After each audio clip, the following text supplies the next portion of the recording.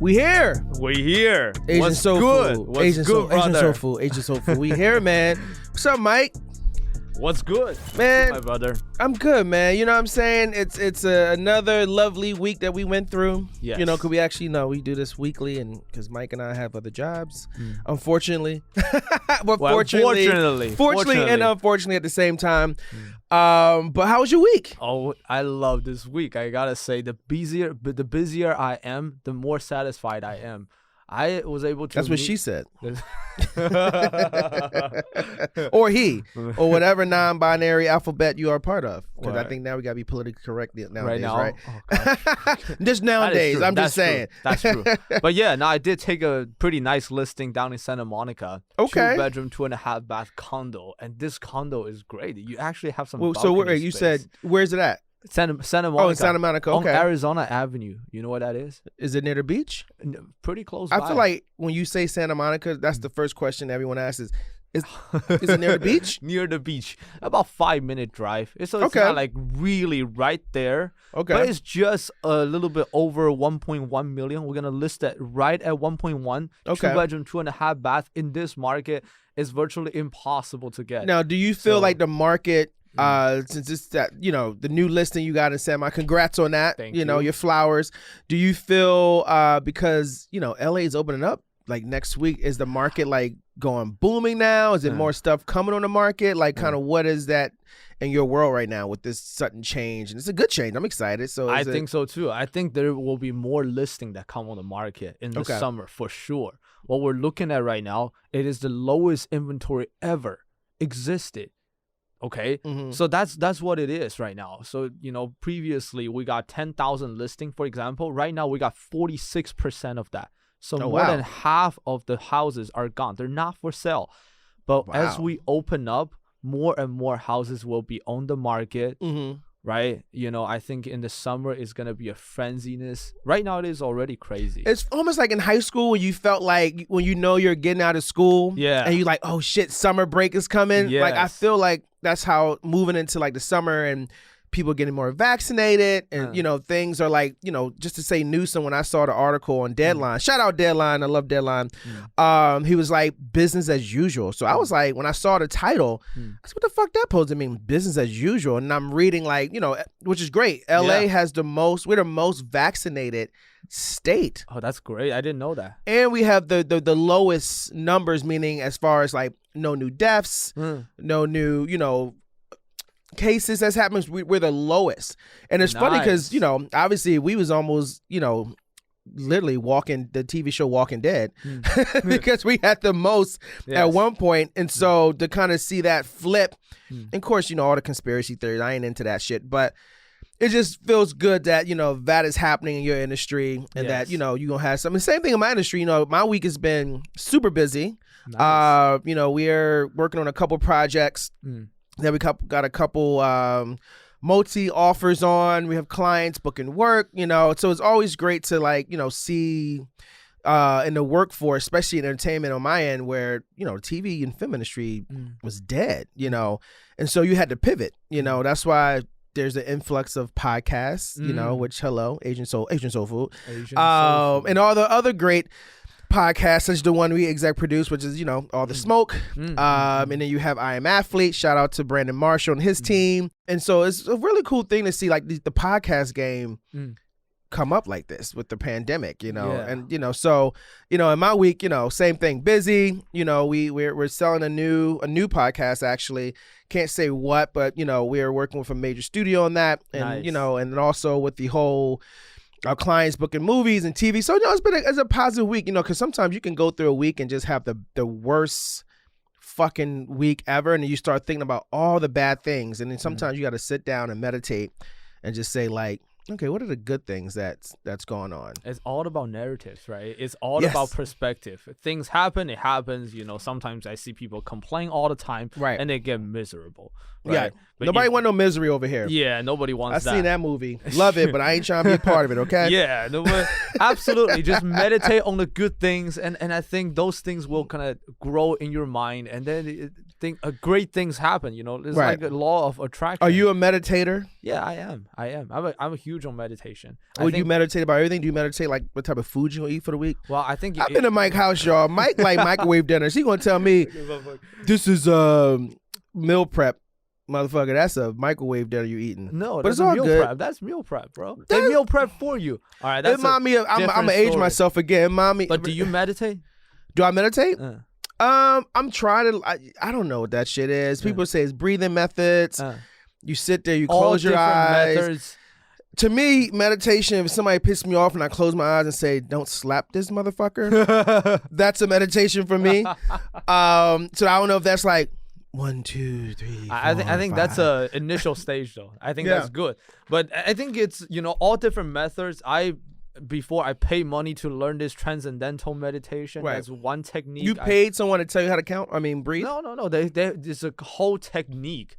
It just leads you deeper and deeper. It's like ocean, right? On the surface level, it is so much things going on, but deep inside, there's really calm. Okay. So what it is that it try to take you to that space where you are, more closer to you.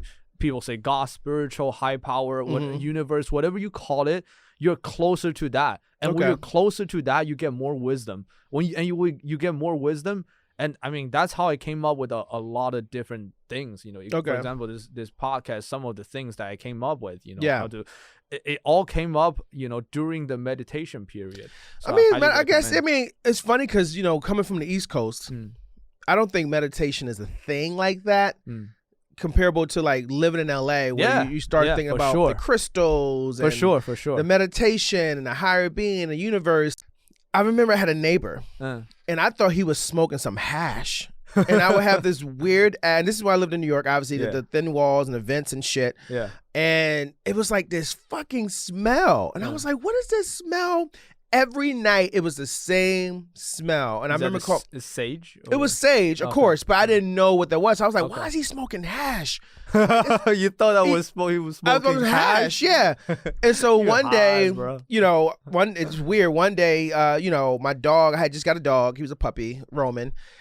And he was like, he never barks, but he started barking at the mirror where my neighbor, so the way my closet was, he was pretty much, his apartment was on the other side of my closet. Yeah. And so Roman was barking. And he never barks. And the next morning, my landlord was, at his apartment and he passed away. Oh, no.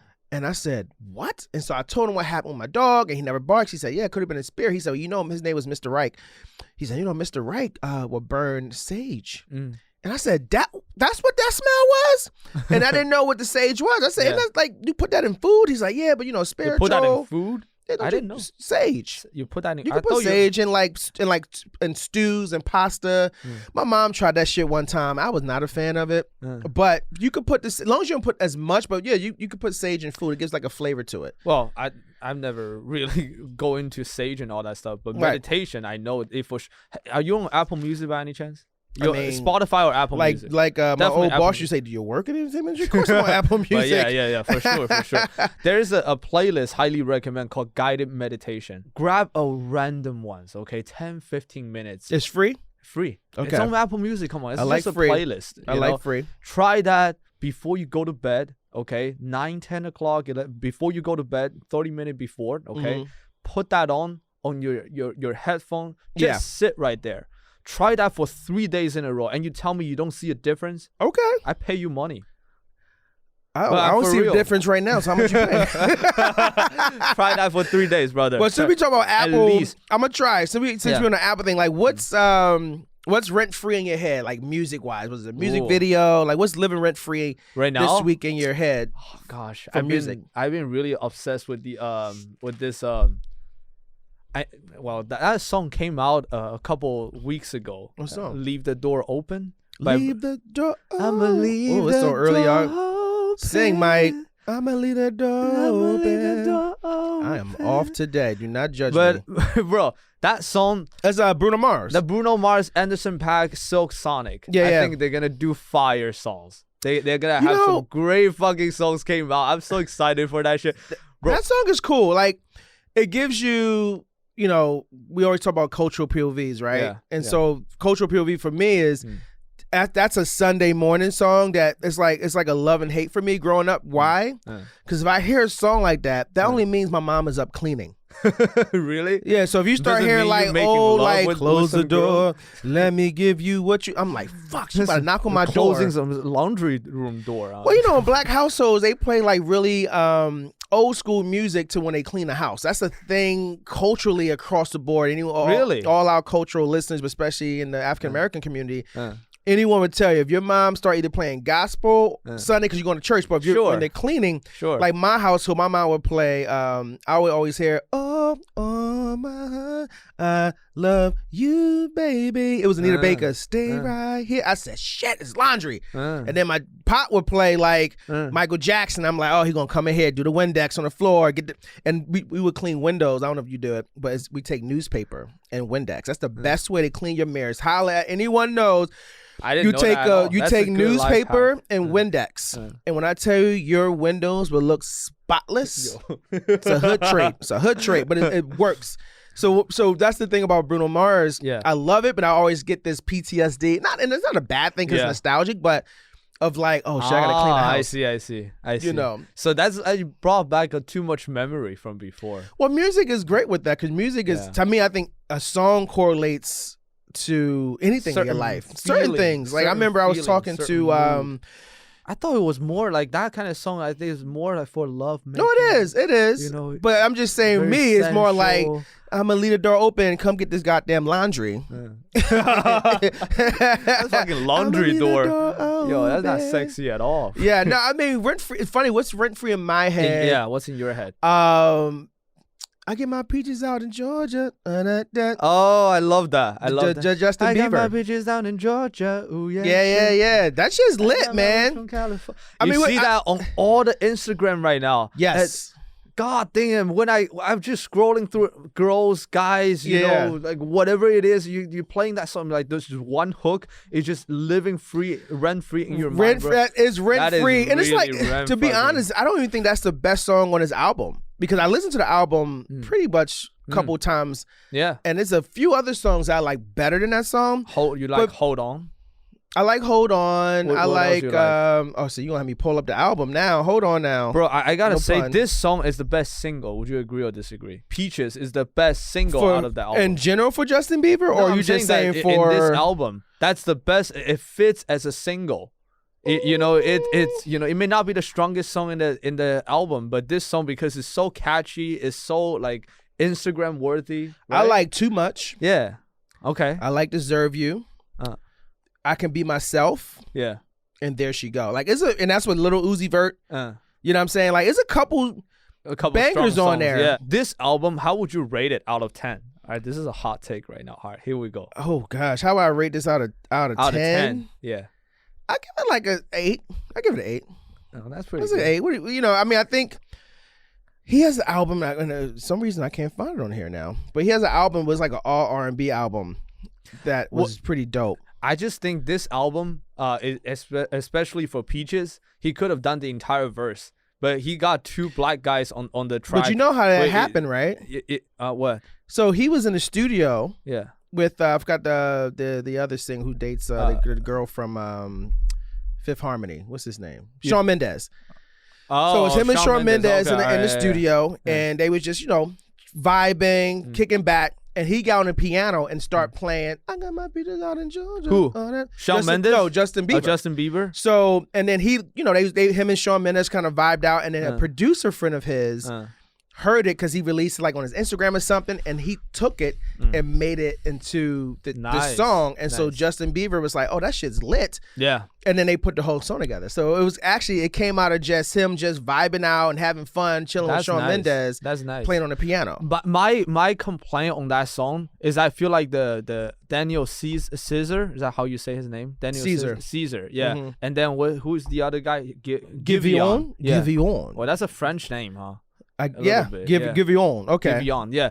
I think. How do you like those verses? I particularly don't think they're that good. We're not selling Schindler's List here. Shit. I mean, but yeah. it's a good song. I mean, it's good. I mean, I know you kind of like. I wish we had our radio here or we could play it. Yeah. But like that's the song we talked about before with the chick with driving past.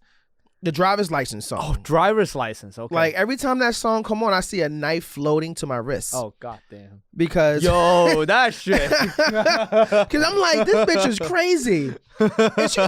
I just heard a new song from her driving here. A little better.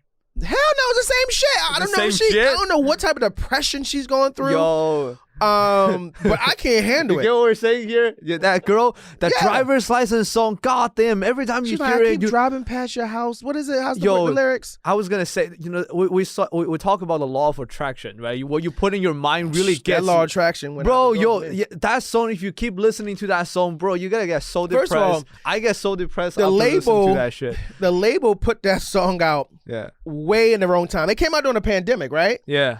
So, of course, you're in a pandemic. You're in a house. Yeah, you're already thinking about people who ain't calling you. You're already thinking about you stuck in a house. Who ain't your friends? You going through your ex pictures, and then you hear that song. You want to slit your wrist, and you want to go blow up somebody. Yeah. So that's for me. That song it's sad because people love that song. She get mad radio play, but it's like it's kind of depressing. It is very depressing because he didn't go. So the whole story is. They were supposed to get their driver's license together. Yeah, it's like I think the guy's supposed to get their driver's license. They're supposed to drive together, and do shit. And then the guy like other girl. I don't know what the heck is going on. So instead of him getting the driver's license, he skipped out on her and got another license. Well, you could say that. But so what's the lyric though? I drive past your house. You said forever, but I drove past your street. Something like that. Yeah, something like that. First of all, you gonna believe a motherfucker that says I love you forever at 16? I don't know how to red light, blue light. Yeah, here you go. Hey, we got the okay, here we go. We got it up, y'all. I got my driver's license last week, just like we always talked about, because you were so excited for me to finally drive up to your house, but today I drove through the suburbs crying because you weren't around. You weren't around. Bitch, you sound crazy. And you probably with that blonde girl always make me doubt. Oh, so he was with another chick. She is just anxious. She doesn't who know. Always made me doubt. She's so much older than me. Yeah. Oh, okay. So she's everything. Jealous. I'm insecure. Yeah, she's jealous. She's jealous. Can you hit more? You can't be jealous. Yeah. You can and now we weren't perfect, but I know we ain't perfect. This bitch crazy. Yeah. As I know, we weren't perfect, but I've never felt this way for no one, and I just can't imagine how you could be so okay now that I'm gone. Guess you didn't mean what you wrote in that song about me because you said forever. Now I drive alone past your street. Yo, that shit is. Can we say Harley Quinn? Yeah, that is. Hey, just reading this. I can kind of relate, but it's also a little bit creepy in a way. You got a driver's license situation? No, I don't. I had one before in New York back in the day, in college. Hey, how come this song is so popular? Because people can relate to it. Because bitches be crazy. What the? And that could be men and women. I ain't just I ain't trying to say bitches. Just women. Men and women both really can be relatable. Controlling. Pretty well written. It could be. We know a guy. Yeah. We know a guy that could be that way. Oh yeah. So for sure. It's relatable. It's relatable but when you actually, because one thing when you listen to music, you listen to the melody, you listen to the beat. I used to work in the music industry. Yeah. And so the first thing when I used to listen to songs when I worked in music was, is the beat catchy? Then once the beat is catchy, how are the pre-chorus? Is the pre-chorus? That makes sense to me. And then how's the tone? And then I usually get to the lyrics because when you first hear it, what's the first thing you do when you listen to the track? You're like, oh shit, okay. You gotta vibe with it. You vibing with it. Then you hear the lyrics, okay, I get it. So reading out the lyrics to this, but I already knew from the song itself when I first heard it, I was just like, this is a bit depressing. We already in a pandemic. I need to get, I want something a little more crunk, but it sounds like she needs some counseling. She's doing very well. You gotta listen. If that was my little sister, I would be like, baby girl, you gotta get over it. If you can't be jealous because he dating other woman, because you ain't there yet. Yeah. You ain't there, and maybe he's not. What Ariana Grande say? It just didn't work out. I could have said he was trash, but it just didn't work out. Yeah. So at least you got your license, so drive and go see another motherfucker. Yeah. I think, you know what I'm saying? So, you know, I don't know how we got into that song, but that song is, but just shout out Justin Bieber. Okay, Peaches is Peaches. Rent-free in your mind right now. A rent-free in my head. And it's funny because we talking about relationships, and it's a good segue to what I wanted to ask you. Like, you know, so when we talk about like conflict in relationships, right? How does that control our lives? Conflict in relationships. Conflict and relationships. Are they one and the same? You know, how does something like that? Do you feel like something like that control our lives? I think it definitely does. We only have so much processing power. You know, we already day-to-day life. You go to work. You're facing a lot of different things already. And then when you have this, when you said conflict and relationship, it's almost together. When you have relationship and there's always good time and there's always conflict, right? And then that stuff, you just, you know, if it's in your mind too much, it takes too much of your processing power. It just starts to impact your day-to-day life, you know, even your work, your quality, your mood. It's just, you got to manage that correctly. That's what I think. Yeah, I mean, I feel like they are one and the same. Cause I feel like with conflict comes a relationship, and with relationships come conflict. Yeah. And this can go hand in hand with work and personal. So we talking personal. It's so funny because living in LA, so many people here that's like, you know, I don't want a relationship. I just want to vibe out. You know, I just want a friend. And then you start to ask the question like, well, why so many people in LA just don't want a relationship, or they don't want to deal with you know, being in something that's serious. And then when you kind of really, if you look at the question conflict in relationships, and it kind of means I don't really want to deal with the conflict because when you are in a relationship, you're dealing with someone else's personal feelings, you're dealing with some other people's other baggage, and then it's like you already got your own bags. Like, bitch, I'm already carrying Ralph's bags. I ain't trying to carry Walmart's too. Yeah, you know, you know what I mean? Because and then it's like, well, you have to compromise. You know, but the same thing in work. Is sometimes when you have relationships in work, there's always a central conflict. Like we went going through that with. We have a good relationship, but then our conflict with work was, you know, we're trying to get this office. Yeah. And I'm not going to say who, you know, what the situation is, but the conflict is like this guy is so close to this building. Yeah. It's hurting our relationship to kind of move forward with him. So I feel like it's always that thing where it could be one and the same. But I don't know how someone, I guess it's not, I guess, much how, but how do you transition or how do you balance relationship and conflict? Because you need the conflict in life, right? Conflict is a learning, it's like a speed bump, right? Yeah, no, you definitely need conflict in your life. And then also I think that the more energy, you cannot only get the good things out from, you have to get the good with the bad, essentially. Right. And you know, I think that's the bad. Yeah, that's how that works. You know, the more energy, the more time you devote into a certain relationship. Yeah. And then I think there will be more conflict. There will be, definitely there will be. The more time. Have you ever had in any of your relationships? You had a girl. Have you ever had a girlfriend before? Yeah. What is like one-to-one conflicts that you had in your relationship, and how did you kind of like fix it? Whether it's work or personal. You gotta say girlfriend. I just asked you that, but conflict. How do we fix that? It didn't work out. You know, it's a big conflict. And that's why it didn't work out. I love. That's why I always quote that Ariana Grande. It just didn't work out. I could have said she was trash. Yeah, but it just didn't work out. What about you? You have some conflict, and you know, how'd you balance it? I mean, I always do it. I'm not gonna say I always deal with conflict, but I work in a business where I deal with talent. Yeah. So as writers, actors, directors, musician, hybrids. And so there's always a relationship and there's always a conflict. And, you know, as a manager, you know, our job is to really make sure that the client is not worrying. You know, our job is to make sure to kind of pretty much, it's not about us, you know, babying them or whatever, but it's also, we in a business where your ego can get broken down easily. Right? You didn't get this job. Why? Because of this. You know what I mean? So it's like the conflict for me is really conflict resolution. Yeah. You know, so if there's something that happened within this week with the client, whether it was a job or something we're working on, what is the resolution to that for me? You know, how do I, because oftentimes I'll get called from clients and they at a point where they want to give up or because this certain thing happened. And so for me, I have to be the cheerleader. I have to be the person. I have to be the life coach. And so it's all, for me on my end, it's all about conflict resolution. One, I got to keep my relationship with my client to make sure like, hey, I'm still on your team. Just because you didn't book this doesn't mean I'm going to drop you. You know, I have clients that went in for a bunch of big stuff and may not have gotten it. I still know they're talented, but sometimes that client, whether it's a musician that they didn't get, they didn't get that placement or whatever, their ego is hurt because it's like, oh, I'm not good enough, and that's called inner conflict. And a lot of times with the inner conflict, we all battle with the inner conflict, and that's why the mental health also is important because when you deal with that inner conflict, it kind of fucks with your mental, and then you start kind of second guessing yourself and your talent. When you can't do that, you have to be able to say, this happened. Everything happens for a reason, and wherever that reason was, why I didn't get it, I'm gonna make sure I learn, or I'm gonna pivot. And I'm gonna come back.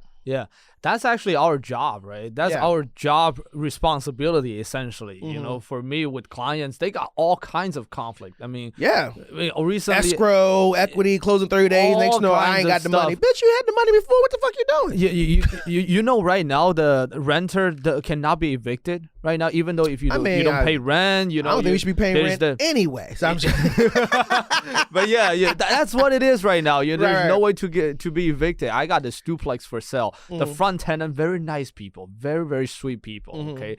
And then the back tenant, they just blasting music all day long, doesn't pay rent. They doesn't pay rent and you blasting music? And blasting music. Disrespect. Very. At least lower your volume. Don't let me know you live there and you ain't paying rent. Oh gosh, you have no idea. And she is actually asking, suing the landlord for almost $200,000. Not only he does not pay rent, okay. Wait, how are they suing the landlord? It's just all kinds of crazy stuff, It's just random. To America, just folks. Get an attorney. Just say, oh, you know what, that doesn't work. It cost me trauma, emotional and then spiritual. Really? And you make up all types of this kind of shit, But there's big conflict, and me as a middleman, this is very, very difficult deals to put together. So first of all, I have to be a therapist, like what you are, cheerleader, therapist, licensed by the hood. By the street, exactly. To the front tenant, so make sure they're good, and then have to play hardball with them, and then calm my seller down and all that stuff. And I think here's the thing: where there's conflict, there's opportunity. Where there's problem, there's opportunity. This is how I look at it. It's like there's always light at the end of the tunnel. For sure. You may have a couple bad stories, or you may have a couple, not so happy endings. That's life. That is so much life. You're not going to always have a happy ending to any situation you're in, unless you. To me, it's not about how it ends; it's how you finish. It's not about how it ends. I'm gonna say it again. Not about how it ends. It's how it finished and how you transition from that roadblock. Because oftentimes, even us in this room, you have problems. C-Dub got problems. I always nickname the injured. C-Dub got problems. You know what I'm saying? And so you just never know what someone's going through, but it's also how you pivot, like pandemic. We're in a business where TV and film shut down. People don't know what's going on. We, obviously that year before produced a podcast. At that point, core business was TV, film, producing. We did a movie that year. We did everything that first year, 2019. And pandemic hit. And it's like, oh shit, stuff is coming down. We were just finishing doing a live show with All the Smoke in Chicago. Came back, pandemic hit. And then it's like, what do you do? How do we pivot or adapt to this situation? And we wouldn't even think about, producing podcasts and things like that. And it came towards us. The universe, God, or however you believe, is like, this is how you're going to pivot. And then for me, when I get something to pivot, it's like, okay, I'm going to pivot. I'm going to do the best that I can. I remember the scene from Entourage, and it was with Ari, and he was leaving a company. And the boss was just jealous of how he really built the company. So when he was getting ousted out, and then 10 years, I think it was like 5 years later in the show, that same guy who ousted him out wanted him to buy the company, or they was trying to stop him. And he said, anyone in this room, I'm not going to come after any of your clients. I'm not going to do anything, but only person I'm coming for is you, because you treated me shit. So in the situation with the podcast coming to us, we had a situation that happened to us. And I said, I'm always a nice guy, but don't get on my bad side. And I said to Patrick, I said, usually I want to do this. I said, but I'm going to dominate this podcast industry. Only because to prove that you don't fuck with me like that. And by the grace of God and all that, and just being innovative, we were able to come out with multiple things at a level, not just doing a sports podcast, because that's not something that, I love sports. I play sports in my life, but we also want to do stuff that showcases different voices, represented voices, as well as cultural POVs. And so that was one of the things, if we can transition that into the podcast game and also create our own IP to do other things, that's what we was going to do. And so that's kind of like, you got to pivot. You pivot. That pivot was, I mean, I had an extra pivot. I was like, oh, okay. You know what I mean? Kobe Bryant on you. But yeah, so it's really about how you pivot out of your situation. Yeah. You know, I had a friend that, you know, was going through some stuff. He's a music artist. And, you know, he was switching from, they got these things in LA called like artist houses, which I never fucking heard of, but it's like artist houses. And so he moved to a new artist house. And he would just, you know, tell me what the situation was in an artist house. And, you know, of course, you know, I've been his age before. I understand. I rented out rooms in New York for years before I got my own place because that's just, it's so expensive.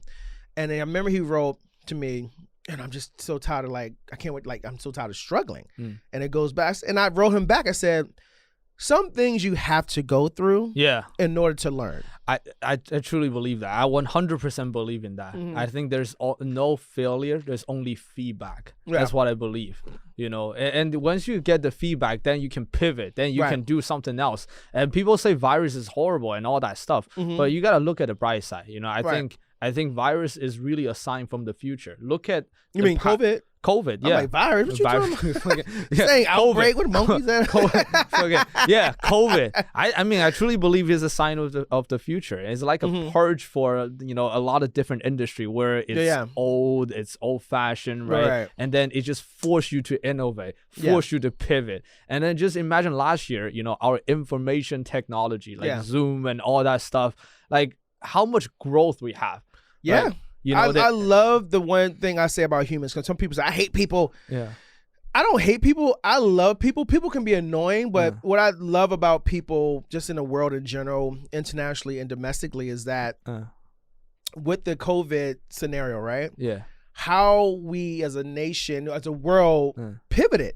People created new businesses. People got off their ass. The Zooms came out of nowhere. Like, it was just to see the innovation industry of people. Yeah, like, you know, even though the restaurants closed, but it was like, okay, we don't do restaurants. We're going to do no touch this, pull up. You know, like it was just a different, you know, it sucked for a lot of places, but you just saw the innovation. But that's in life, right? Yeah. Certain people are going to know how to pivot, and certain people are going to sit there and feel sorry for themselves. Yeah. And those people who know how to pivot will always come on top, you know, in any era, just got to deal with it. Yeah. And I think that's what it is. It's like I always say, when my coach say, Coach Sullivan, shout out Coach Sullivan. How do you want to be remembered? That can go across the board. How do you want to be remembered? That could be the smallest thing about how do you want to be remembered. Leaving the gym. Do I want to be remembered as I came in this gym and I was bullshitting? Or I want to get a fucking good workout in? Or I'm at work, I'm going to do the best I can today. Even if you don't like the job, because in your head, you're working to a bigger goal. I'm going to get promoted. I'm going to start my own business. I'm here to, any job you get anyway, you should be a sponge. Whether you're staying there for a lifetime or you want to be an entrepreneur at some point, you got to sponge it out. And I think that's the difference too between, you know, I'm a man of a certain age, but you know, the younger, I slept shit.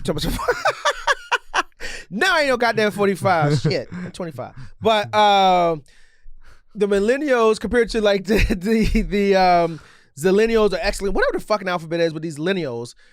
Oftentimes I know the difference is, like, when I was coming up, you know, you intern. You intern for free. If I got a meal paid for, great. Yeah.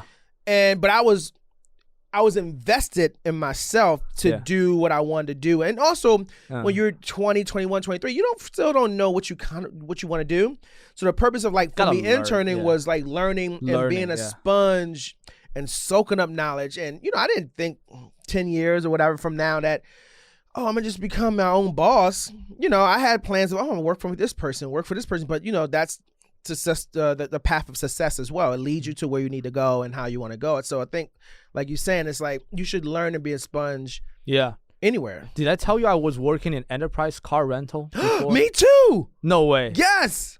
No way, really? Yes, I work for Enterprise. They love me at Enterprise. Shout out Enterprise. They was mad when they left. I was top sales insurance person there. Same, bro. I was number one. Actually, top three. You was in LA? Where were you? I was in downtown LA. I was in LAX. There's a big. Oh, you got the airport? Yeah, let me tell you something about Enterprise. If you work at the airport of Enterprise, it is busy as fuck. It's busy, but that means you are the motherfucking shit. Yeah. Because they only put the best At the airport. Really? Yes. I didn't know that. Yes. Oh, I over there I was always number one in the entire airport. That's funny. Bro, I'm telling you, bro, I was working there. That was 10-hour shift. There was so much walking, bro. And but you have to dress kind of nice. That was really my first real job. Enterprise. Yeah, I was there. I was there for like 5-6 months. Same. I couldn't do that shit. Yeah, anymore. bro.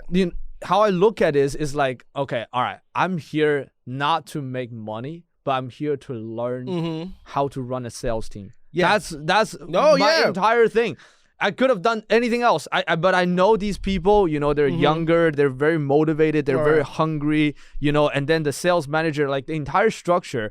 When I went in there, I never treat myself as an employee. I treat myself as like, somebody's like a supervisor, an undercover type of guy. All right, I want to see how the system works, how you talk to them. Bro, like in 6 months, I was like number one sales and over there. Nice. And after that, I just transitioned directly and I know how to put this thing into a different ballgame. That's funny. We both work for Enterprise. Let me tell you my Enterprise story. So I was 2008, 2009. I was working for a couple producers. I went to MTV. Yeah. So in between entertainment and going, and at that time we went through the I call it the Great Depression, right? The recession. The recession. So I was at MTV. Everyone in my department got let go. And so I was at this point in my career where I was like, oh my God, I'm going to move back home or whatever. Yeah. And so I was like, okay, what can I do? Again, we talking about the word pivot now. Can I do? So I start researching, and then Enterprise came up as like the best Fortune 500, and I was a year out of college too. So the best Fortune 500 company, whatever. So I applied, end up getting a job, and they took me through a week of training. And then guess where they put me at? They put me in New Jersey, in an area called Irvington, New Jersey. When I tell you Irvington is like hood.com on Springfield Avenue. Shout out Springfield Avenue, New Jersey. It was an Enterprise right next to a Popeye, so I smell biscuits every day. And the whole branch that we were in was all black male. So it was me, another manager, shout out Rutherford. I don't even know what Rutherford doing there, but we all were athletes. So I was coming from playing football. Rutherford was a top wrestler from Rutgers. And then we had two more guys that was in there, all black in Irvington. So I guess Enterprise whole thing. And Brent, his name was Brendan, who was Brendan Myers. I'm saying his fucking name. Hey, Brendan. He was our area manager. So Brendan was like white chocolate. He had swag, you know what I'm saying? He thought he's black, whatever. So he had all us in this branch. And so the year I was there, Irvington had like the most car thefts. And I was like, why are people stealing cars in 2008? Yeah, like, what the fuck is going on? Yeah. And we was the lowest branch. Okay. Because you know how you know. Yeah, no, you so we sell shit. You don't sell no insurance. So we was Essex County. Yeah. So it was Irvington, West Orange, Newark, Weehawken, like we was the lowest of the lowest. I said, they put me in this hood ass branch. The only cars we had was Vespas. You know what I'm saying? I don't even know what the fuck that is. Exactly. We had Vespas and Ford Focuses. So I was like, we got whack ass cars. So we had to trade and barter with like other places. Branches, yeah. So Rutherford's like, yo, how do we, on a marketing standpoint, how do we become the best? Yeah. And so we had one customer come in and she, oh my God, it's so nice to see all these good looking brothers, working at this Enterprise. You're so good looking guy. And so I made a joke like, yeah, you should tell your homegirls to come through. We'll hook them up, give them like 5%, 10% off their car. All they got to do is say some good looking brothers. Do you know that shit worked? We had all these chicks coming up in here. All these chicks. So we started getting like 5%, 10%. So then I was like, so Rutherford's like, yo, make sure you sell these insurances. Yeah. So I would go out there and, black folks, you know how we are. We don't want to pay nothing extra. Yeah. Like, so you get insurance. Now I'm good. I only got this call for like 2 days. Y'all already get me on this price. I was like, so is your life not worth $1 million? What you mean? If you get this insurance, we cover this up to $1 million. So if a scratch hits you or whatever, even if you just get one insurance, it was like, 3 types of insurances. You can get all 3 coverages. Yeah. So I would at least try to sell 2 out of 3 or 1 out of 3. And so I started doing that method and it's just start boom, racking up. And I didn't even know at that point, because I didn't really care about the job. Yeah. That I was like in this whole thing. But you were doing pretty good. Yeah, I didn't know it was like a challenge. So they was marketing it. So every time you put got it. That's a good idea. Yeah, remember you had to put in the I know. You get an iPad and some shit like that. You put iPad, it in. I was there before. We had a regular computer. Yeah. I ain't had no iPad because we still was wearing suits. I think Enterprise now wear T-shirts and khakis. I had to wear full suit. Well, we actually wear a suit as well. Oh, really? But we don't have to wear the jacket. Maybe so at least now I had like to have the jacket and everything. Now I think they wear t-shirts. So Brendan would call me. Brendan called me. He's like, "Yo, Sean, you're the number one in the county for insurances." I said, "What? How did I get that?" Because I was just putting him in. I didn't know. So he took me out, brought me my first trench coat. He took me to Macy's, brought me a trench coat. I started going to all the dinners. That's what they do too. And it was good. And then we started all the black women, everybody started coming in, hearing about it. Then we started getting all these new cars. Ooh. We went from the lowest within 2 months to the number one in Jersey.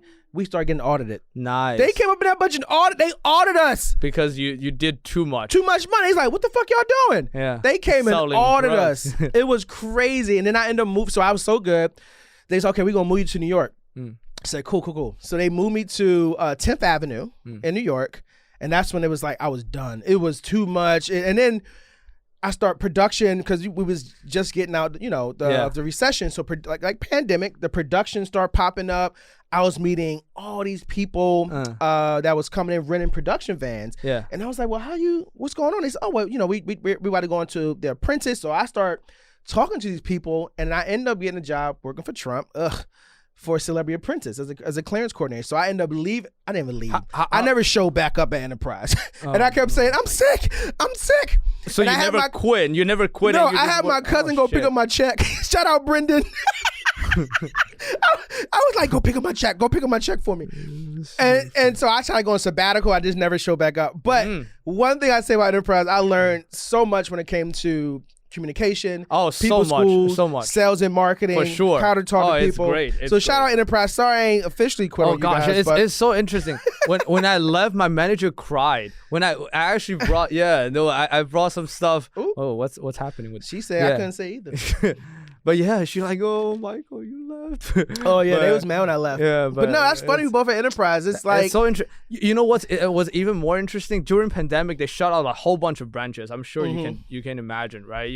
Rental car business essentially got cut big down ass car, so much. The call they do with all the the manager, the area manager, and all that stuff. They got furloughed like indefinitely. Yeah. And then these people, Fortune 500 company. I don't know. Is that really? Yes. But it's a pretty big company. Yeah. And these managers start calling me, Michael, I heard you're doing really well in real estate. You got some job opportunity. Oh, well, it's a good transition actually if you go from enterprise to real estate. Yeah, no, and I tell them, you should get your license and all that stuff if you're interested. And but yeah, it was super interesting. It's just like I was a management trainee. I was in the lowest fucking position. Me too. Yeah, manager trainee. And then they wanted me to become an assistant branch manager. I could have gone. Listen, let me tell people who's listening, all our young millennials, if you're coming out of school and you don't know what you want to do, but you want to get something good on your resume, apply to Enterprise. Because it's going to be very difficult for you to complete it, but if you do that, if you do it as on your resume, you will get a lot of job offers because they have one of the best trainings I agree across the world. I agree with that. Yeah. So an Enterprise, absolutely. If you hear this, we take checks. We can get you a little, well, you give me a free motherfucking car. Yeah, I don't want no Vespa though. We got a fun segment we do. Yeah. Called Slap or Whack. Does it slap? Does it slap or is it whack? Okay. And so it's a fun thing that we love to do in this segment because is it slap or is it whack? Because that's everyone. It's like a butthole. Everyone has opinions. I think I hate that. I like that. Now you always say that. What, you don't got a butthole? Yeah. Exactly. You got an opinion. You just had an opinion about me saying that. Okay. So, all right, Mike, I'm gonna hit you with this slap or whack. All right, go ahead. All right, Kid Cudi. So he did SNL. Can you put a picture? Kid Cudi SNL. Kid Cudi SNL. He wore a full floral dress on SNL for a performance. Like Caitlyn Caitlyn Jenner type shit. Is he what's his sexuality? He's straight, ain't he? He's straight? He's straight. Yeah. Kid Cudi is okay. Yeah, no. If it's straight, he's doing this, then I think it's whack. Why? Because what is masculinity? That's the question. Well, that's not that. If you identify, that is funny, bro. Like if you identify yourself as a transgender or as a female, that's a different thing. But if you are just dressing up to gather attention, they want attention so much, I want to just wear this, then I think it's, I don't want to say clout chasing, but it's a little similar to that. I mean, that's what. Let me see that one more time. I mean, what do you think? I at first said whack, right? I first said whack. And I was thinking like you. I was thinking like, oh, he clout chasing. Yeah. This is for attention. But then I was like, it actually slaps. How come? Because here's a heterosexual man who's confident in his masculinity that says, I want to do something that's racy.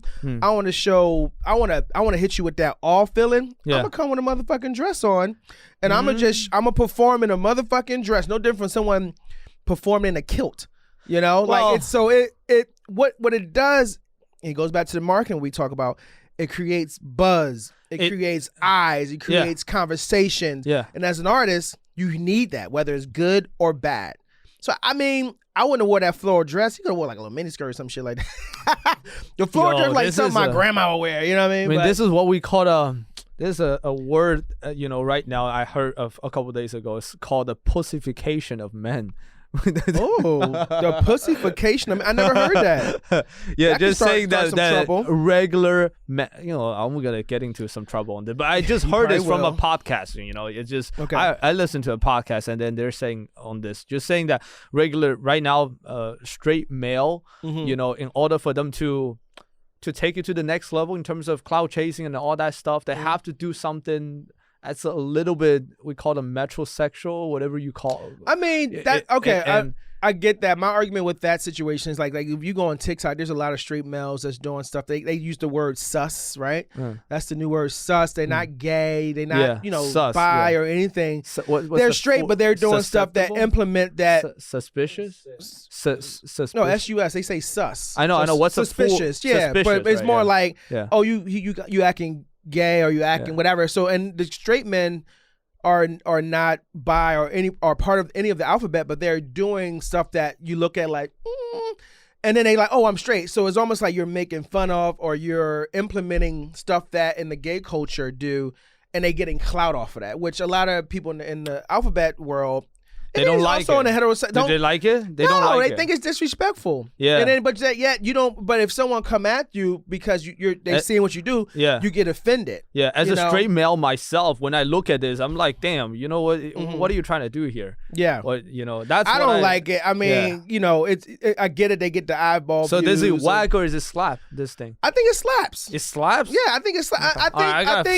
I feel like it's may also, and it's just me coming from my professional background.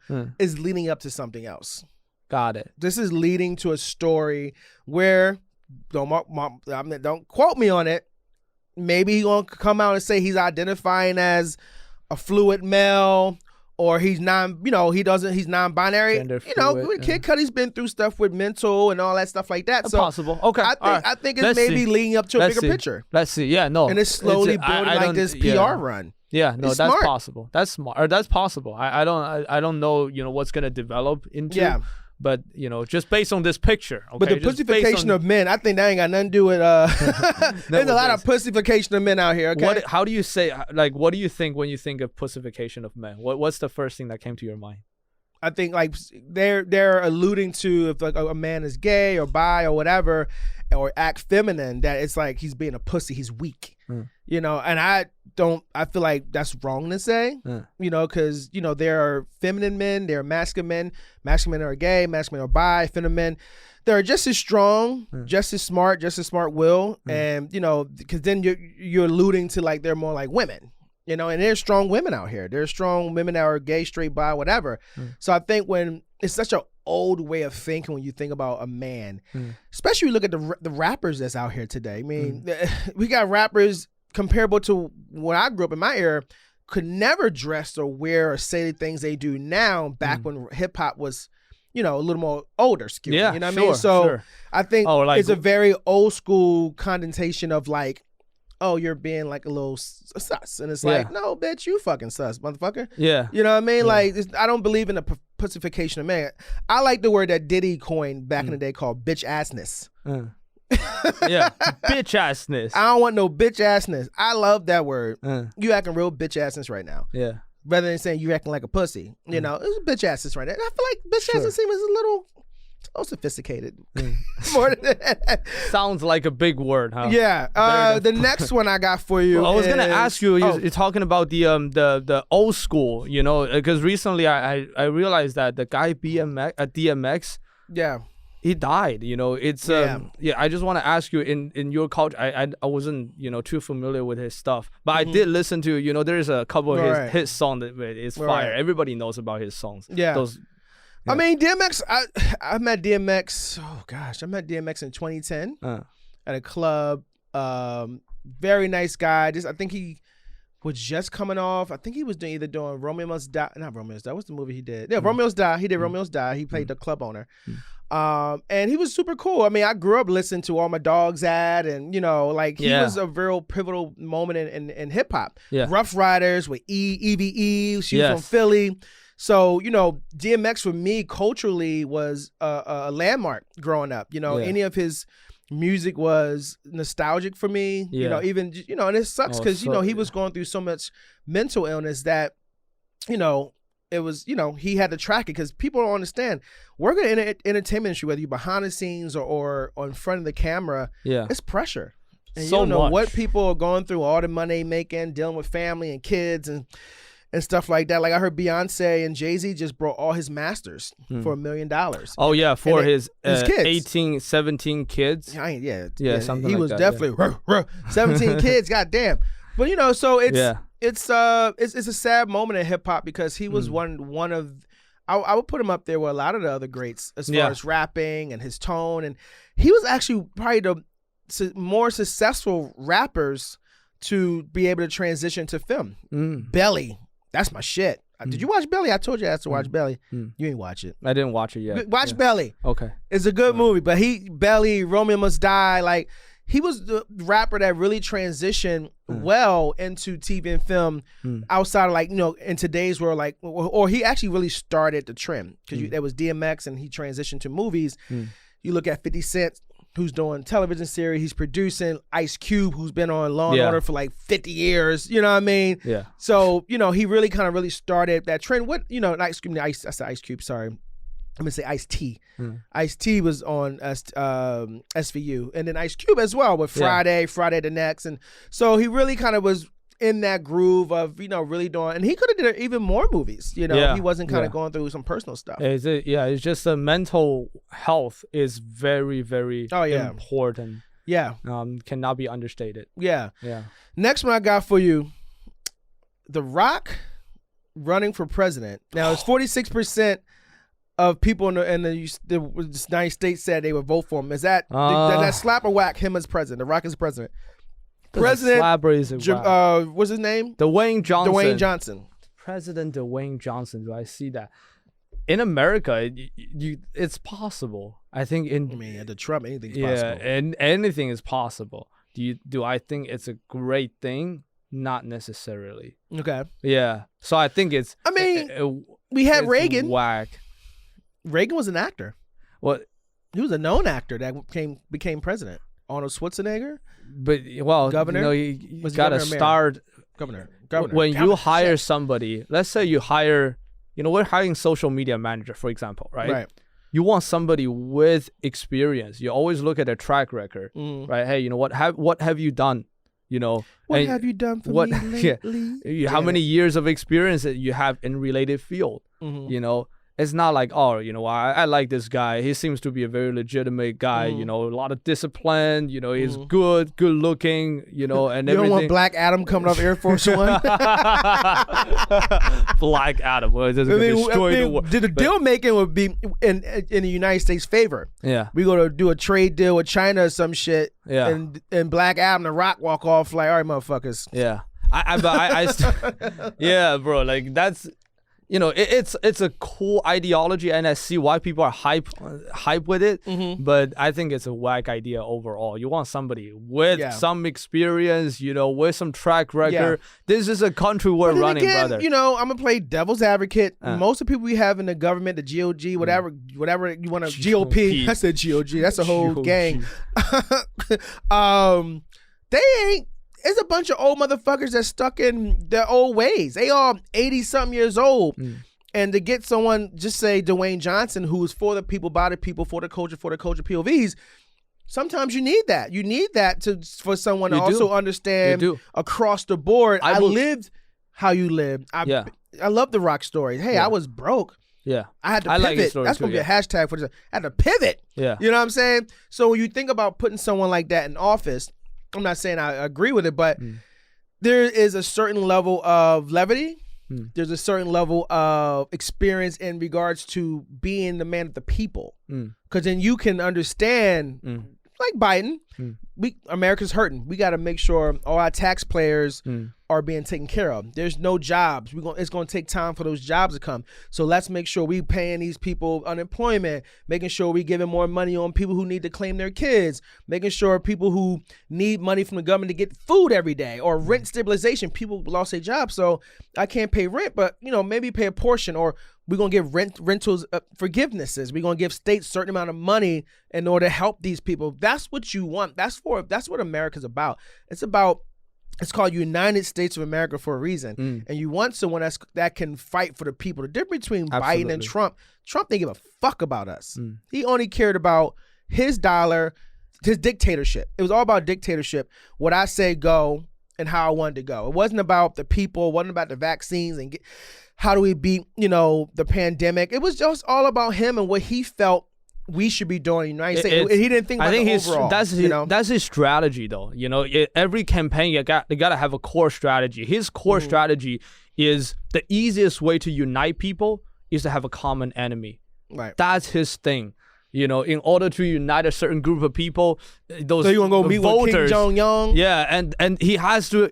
And treat other people as enemy. That's his way of doing things. But back to The Rock, I think if you tell me, he's gonna run for governor of California, right. for example, or Idaho, or Georgia, or whatever it might be, I'm down. I'm all for it. Then I think it slaps. It's a great idea. Oh, running you're saying for The Senate. Rock to run for like a governor? Yeah, like something to influence the culture. And then run for president, get that experience, run the state, and then move gradually. Okay. Yes, gotta get some experience down, on his belt first, right. Okay. And then if he does well, he might want to run for president. But you gotta have some. I think it's whack. Is what I think. I think it's whack too. I wouldn't necessarily vote for The Rock. I like The Rock. Actually, if it was Biden, and like he hired The Rock to come in and like run I would like him to run PR and communications. Yeah, that would be fucking. That would be fucking. I can see him running PR for Biden. And matter of fact, to get some of this. What's this tequila called? What is it called? Terramana. Matter of fact, I think if you run this thing, I'll give you some free Tom Mar. Yeah. I can see him doing some shit like that. Shit. So. Put him ahead. Put him head of PR. Head of PR. He should be the last year the white chick in White House was the Mcconaughey Casey Macaroni. Macaroni and cheese. Whatever Mcconaughey. I think that's her last name. That's like a cookie. Kayleigh Mcconaughey. I don't know her. Yeah, I always call her Casey Macaroni or some shit. Casey Macaroni and cheese. Yeah, but yeah, no, that's her.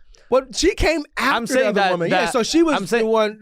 That's so typical Trump. Look at her blonde hair, blue eyes. Very. Like, I'm saying that if The Rock is on similar position like that on the PR, is in charge of that, then I think he's gonna come out with a white beater. Just and be like, do you smell what The Rock is cooking, or what the White House is cooking? Yeah. So no, that's funny. But yeah, okay, that's good. I didn't like her. Get that bitch off the table. God, I ain't like that bitch. Next one, slap or whack. So Prince Harry attended his grandfather, Prince Philip's funeral, while his pregnant wife, Meghan Markle, stayed home. So does it slap or whack that she didn't go? She didn't go. She stayed home. She's pregnant. I don't know how many months she's pregnant, but that really depends. I really never thought about this, but I think it's. What do you think? I think it's a bit whack. How come? I understand what's going on in the press with Meghan Markle and things that happen, and she's going to impress. But at the end of the day, that's your husband's grandfather. Whatever happens or whatever's said in family, that's family. We all got family that say some bullshit, but at the end of the day, it's part of his family, and he went. That's his grandfather. You wouldn't be married to Prince Harry if grandfather wasn't there. Yeah. So I felt like she could have set everything aside to go and support, Prince Harry. She don't have to go there and speak to ghetto, no one, but she's there to support her husband, and that's his grandfather. I think her not going kind of really makes her look a bit like shady. Okay, we already know that you're coming out and you have your whatever against the royal family. If she would have won, it would have been like, okay, they did treat her like shit, but that's the real woman. She's going to support her man because he's been supporting you. He done disowned his whole goddamn family for you. Yeah. You know what I mean? Like, so it's like, you should have went and say, I'm going to be here for you. I don't. What about is it because of her pregnancy? She cannot move. No? That's not possible? That was the reason they gave. That's the reason they gave. But how many months pregnant she is? But if she is really under a certain condition, well, I don't know if that's gonna. I don't know. We need to fact check that. How many? Yeah, if she is like, Marco all right, pregnant. Here's my answer will depend on how many months she really pregnant. Okay? Right. If she's 7, or is it? It's like 7. If then she under 5, she's good. Yeah. I think at a certain rate you can't travel. She's 7 months. 7. Okay. You can still kind of you can travel at 7. But she got to fly. She got to fly. She got 8 or 9. I mean, I think that they don't recommend you traveling at that. I think if it's 7 months pregnant, then I think it's okay. I kind of understand. I don't think it's that whack. It certainly doesn't slide for sure. Did she just become 7 months? But it's exactly. So she probably was 6.5 months. That bitch can travel. Don't play me with that. All right. So I think that's fine. I think I think Meghan Markle. You think it's understandable. Slaps? I think no. The whole thing is that she didn't go. So you think that's whack that she didn't go, or is it? I think it's whack that she didn't go. But if she's under under 7 month pregnancy, then I understand. Okay, that's lawyer. what it is. All right, my last one on slap is whack. Brad Pitt launches clothing collection to that was inspired by his Oscar suit. So would you buy Brad Pitt clothing? I definitely would. I like Brad Pitt, man. Shout out Brad Pitt, bro. Yo, Brad Pitt. Listen, this Brad guy Pitt is like this guy can old run classic President Hollywood. I don't know about that. He can't run his own goddamn house over Angelina, so I can't imagine him running. I don't. Can you imagine Brad Pitt as a president? That junk would be he would be Bill Clinton 2.0. Okay. Then he will be having orgies in the White House. In the White House. But no, I love good Brad Pitt. Though. It's good for him that he has a certain sophistication to him. I think it's almost like I think he has a really Matthew McConaughey. What's Matthew McConaughey with the cars? Is it Volvo? Lincoln. Volvo. all right. My bad, Matthew. Yeah, that doesn't fit. My bad. I love Matthew. He sent an Matthew email. is like wearing a polo with a kid and kids in the back, a minivan. Hey, you know what? I met Matthew McConaughey when I worked at a production company back in the day, Sky Rutens. We was working on Ferry to Launch, and it was him and what's the girl from Sex and the City? Sarah Jessica Parker. He came in. I was sitting at the front desk. This is actually when I started. My first time at Scott was I intern before I became assistant. And he came in. He's like, all right. What's your name, man? And I was like, wow. Sean. And he's like, he really talks like that. Huh? Yeah. He was like, what's up, man? He's like, listen, man. I'm trying to get this thing, man. Let's go, man. You it's think so you much help me out? Vocal. It was super cool, though. Vocal Friday. Super cool. And then there was Sarah Jessica Parker. That's a whole nother situation. That's a whole nother episode, okay? Yeah. But super cool dude. So Brad Pitt, I think it slaps. Him coming out with a suit line. I think it's also about time. How old is Brad Pitt? Is he 50, 48? I think it's 50 something. 50. Yeah. I think it's over 50. I like Brad, man. Shout out Brad. So yeah, it slaps, man. Oh yeah, definitely. I think if he's doing something else, I may think it's whack. But for clothing line, bro, with Brad Pitt's personal brand, his image and everything, bro, it's great. Yeah, I mean, is he doing a collab with some Dior and some stuff, or just his personal brand? No, it's a brand called Brad Pitt. No, there you go. It's he's 57. Damn, yeah, that's what I'm saying. 60. Bro, we was way off. I was trying to give him some black cred. Black don't crack, but this motherfucker cracking. 57 years old? He still look good. I didn't think he was 57, so I'll take that back. I think he's over a little bit over 50. I remember that. Brianna? That's his? He partnered with Brianni officially. Yeah, I mean, okay. I think, okay. Fair enough. DP that's signature. Good. Oh, yes. I love that look. With the velour jacket and the bow tie, I love that look. So, what would be your Oscar I think this is pretty good. This is really good. Do you think that would be an Oscar thing? I think I would wear like a velour thing like that, but I would want like a burgundy, like a burgundy with the black. And you're not gonna wear the Kid Cudi dress? No, I ain't doing no Kid Cudi dress. You know what I mean? All power to anyone who wants to wear a dress. Just say that ain't my swag, that ain't my jish. So, yes. But what would you wear to Oscar? Like what's similar to this? I would say very similar to maybe I don't know about tuxedo, but maybe something like that. Just something that's super, neat and clean. Okay. And then, you ain't gonna wear no dress?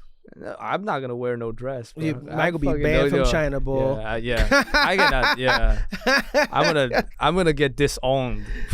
That is my hilarious. family. That was our slap or whack. It's always fun to do that. To do that type of segment. And you know what? It's funny because going into, as we obviously talking about entertainment and all this other stuff. They got this new movie coming out called the House Party. You ever seen House Party before? No. What's you never seen House Party, Mike? Come on, Mike. Come on, Mike. Put that out there. Have you seen House Party? No. Come on, C-Dub. No. Oh my God, you never seen House Party? What is it about? Tanisha a house Arnold, party? Tisha Campbell from Martin. No, it's about two guys. One's a DJ, and they throw out this big house party. Like, you never seen this movie? It's a classic, big '90s movie, 1990. You see, What year was you born, Mike? You're too old for. Well, I'm too young for this. What year were you born? I'm born in 1995. Damn. Yeah. That's some bullshit. I'm born in 1995. Well, LeBron James is producing a reboot. Obviously, me and LeBron is the same age. So, it's just a cult classic. It's a very cult classic movie about two young guys throwing a house party. And it's just fun, college. And they had a couple, obviously derivatives, and obviously Kid and Play were rappers. Yeah. And I'm sure you don't know anything about Kid and Play, but they were rappers back in the 90s. Yeah. Huge rap duo. So I don't know, because you never seen the first one, it's hard to actually explain it. But just in the gist of how do you feel about like all these reboots happening in movies? They gotta make money. I think it's they had an old IP who did well, right? And then right now they do the reboot with new technology, with some new actors, new faces. Right. I think it slaps. It's a good idea. Well, we ain't doing slap or whack, but I'm glad you think it's. But yeah, no, I do think I think it's a good thing. You don't like it, or well, I will say this: if you get Alfred Hitchcock, something super classic, I think you shouldn't ruin that. You should respect the. So no redoing like The Godfather. No, none Schindler's of that List. shit. Not. I think if you go to IMDb, it's already like 8.5, 9.5. It is already a classic. You should not try to do a spinoff, or you should not try to do a reboot of these type of thing. However, if the score is like the popcorn movie, right, and then you just. I was watching. What's the movie with the Blade Runner? What is it? Oh, Blade Runner. Yeah. That's my shit. That's my shit. Well, I fucking love that movie. Yeah, I love Blade Runner. Yeah, I'm a big sci-fi guy. For example, like that kind of movie, if you do a reboot with some new effects, you see what I'm saying? Huh? Yeah, with new effects, I didn't like with Total new Recall technology. Reboot, though. Yeah, and then I would. One.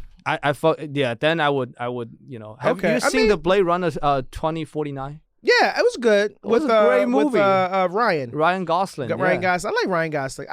I miss Ryan Gosling though when he was the indie guy. He always was the Place Behind the Pines.